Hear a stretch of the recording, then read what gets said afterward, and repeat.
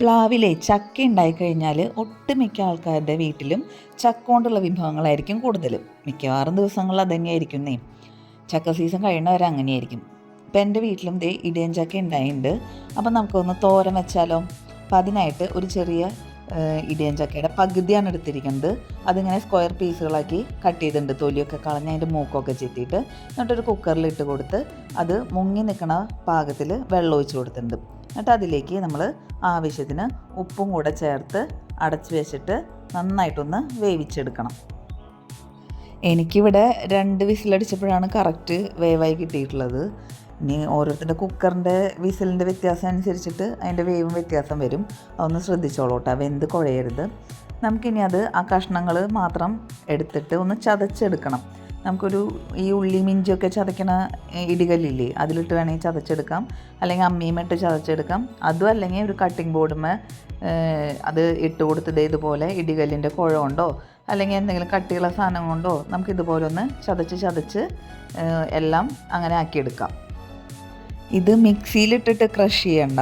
അങ്ങനെ ചെയ്ത് കഴിഞ്ഞാൽ ചിലപ്പോൾ എല്ലാം അങ്ങനെ ആകെ കുഴഞ്ഞ് പോണ പരുവത്തിൽ നമുക്ക് കിട്ടുക. നമുക്കങ്ങനെയല്ല, നമുക്കിങ്ങനെ സെപ്പറേറ്റ് ആയിട്ട് തന്നെ ഇങ്ങനെ ഒലർന്ന് കിട്ടണ പരുവത്തിൽ നമുക്കിത് കിട്ടണം. അത് ഇടിയൻ ചക്ക എത്രത്തോളം വെന്തു എന്നുള്ളതിനും കൂടി ആശ്രയിച്ചിരിക്കും കേട്ടോ. നമ്മൾ ഇത്രയും ചെയ്തിട്ടുണ്ട്. ബാക്കിയെല്ലാം നമുക്കിതുപോലെ ചതച്ച് മാറ്റി എടുക്കാം. അത് കഴിഞ്ഞിട്ട് നമുക്ക് ഒരു ചീനച്ചട്ടി അടുപ്പത്ത് വയ്ക്കാം. അത് നന്നായി ചൂടായി കഴിഞ്ഞ് കഴിഞ്ഞാൽ നമ്മൾ ആവശ്യത്തിന് വെളിച്ചെണ്ണ ഒഴിച്ച് കൊടുക്കണം. വെളിച്ചെണ്ണ തന്നെ ഒഴിക്കണം കേട്ടോ. നമ്മൾ സൺഫ്ലവർ ഓയിലൊക്കെ ഒഴിച്ച് കൊടുത്തു കഴിഞ്ഞാൽ നാടൻ ഫ്ലേവർ കിട്ടില്ല. നമുക്ക് ഇടിയൻ ചക്ക തോരൻ എന്നൊക്കെ പറയുമ്പോൾ ഒരു നാടൻ ടേസ്റ്റാണല്ലോ വേണ്ടത്, നാടൻ വിഭവമല്ല. അപ്പോൾ നമ്മൾ വെളിച്ചെണ്ണ ഒഴിച്ച് കൊടുത്തിട്ടുണ്ട്. അത് ചൂടായി കഴിഞ്ഞാൽ അതിലേക്ക് 1/2 ടീസ്പൂൺ കടുക് ഇട്ട് പൊട്ടിക്കുന്നുണ്ട്. കടുക് ഒന്ന് പൊട്ടിക്കഴിഞ്ഞ് കഴിഞ്ഞാൽ നമ്മളൊരു 1 ടീസ്പൂണോളം ഉഴുന്ന് പരിപ്പ് മൂപ്പിച്ചെടുക്കുന്നുണ്ട്. ഉഴുന്ന് പരിപ്പ് ഞാനിവിടെ മുഴുവനായിട്ടുള്ള ഉഴുന്നാണ് എടുത്തിരിക്കുന്നത്. നമുക്ക് വേണമെങ്കിൽ സ്പ്ലിറ്റഡ് ആയിട്ടുള്ള ഉഴുന്നും എടുക്കാം. പിന്നെ ചേർക്കുന്നത് ഒരു ഉണക്കമുളകാണ്. നമുക്ക് പച്ചമുളകും വേണമെങ്കിൽ ചേർത്ത് കൊടുക്കാം കേട്ടോ.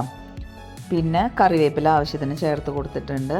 അതിനുശേഷം കുറച്ച് ഉള്ളിയും വെളുത്തുള്ളിയും കൂടി ചതച്ചത് ഇതിൽ ചേർത്ത് കൊടുത്ത് നന്നായിട്ടൊന്ന് മൂപ്പിച്ചെടുക്കണം. ഉള്ളിയുടെയും വെളുത്തുള്ളിയുടെയും അളവ് നമ്മുടെ ഇഷ്ടത്തിനനുസരിച്ച് എടുക്കാം കേട്ടോ. ഉള്ളി എത്ര കൂടുന്നോ അത്രയും ടേസ്റ്റാണ്. വെളുത്തുള്ളി അധികം വേണ്ട, 3-4 അല്ലി മതി. എന്നിട്ട് നന്നായി മൂത്ത് നല്ല ബ്രൗൺ കളറാകുമ്പോൾ അതിലേക്ക് ഞാൻ ഉണക്കമുളക് ചതച്ചതാണ് ചേർത്ത് കൊടുക്കുന്നത്. ഞാനിവിടെ 1 ടീസ്പൂണേ ചേർക്കണുള്ളൂ, കാരണം നല്ല എരിവുണ്ട്. എരിവ് നോക്കിയിട്ട് വേണം ചേർക്കാനായിട്ട്.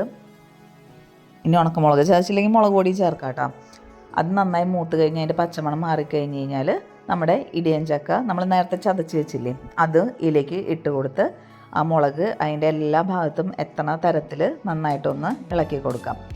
ഈ ഇടിയൻ ചക്ക ഇടുന്നതിന് മുമ്പ് ചിലർ നാളികേരം ചേർക്കണ കണ്ടിട്ടുണ്ട്. അത് ചേർത്ത് കഴിഞ്ഞാൽ നല്ല ടേസ്റ്റ് തന്നെയാണ്. പക്ഷേ ഇവിടെ ആർക്കും നാളികേരം ചേർത്ത് അത്ര വലിയ ഇഷ്ടമില്ല. അപ്പോൾ ഞാനിവിടെ നാളികേരം ചേർക്കണില്ല. നാളികേരം ചേർത്ത് കഴിഞ്ഞ് കഴിഞ്ഞാൽ അത് വേറൊരു ടേസ്റ്റാട്ടോ, നല്ല ടേസ്റ്റ് തന്നെയാണ്. അപ്പോൾ കണ്ടില്ലേ, നമ്മുടെ ഇത്രയേ ഉള്ളൂ പരിപാടി. ഇടിയൻ ചക്ക തോരൻ പെട്ടെന്ന് തന്നെ റെഡി ആയില്ലേ. നല്ല ഹെൽത്തിയുമാണ്, നല്ല ടേസ്റ്റുമാണ്. അപ്പോൾ ചക്ക കിട്ടുകയാണെങ്കിൽ എല്ലാവരും ഇതൊന്ന് ട്രൈ ചെയ്തോളൂ കേട്ടോ. അപ്പോൾ വീഡിയോ ഇഷ്ടമായാൽ ലൈക്ക് ചെയ്യുക, ഷെയർ ചെയ്യുക, കമൻറ്റ് ചെയ്യുക, അതുപോലെ സബ്സ്ക്രൈബ് ചെയ്യാൻ മറക്കല്ലേ കേട്ടോ. Thank you.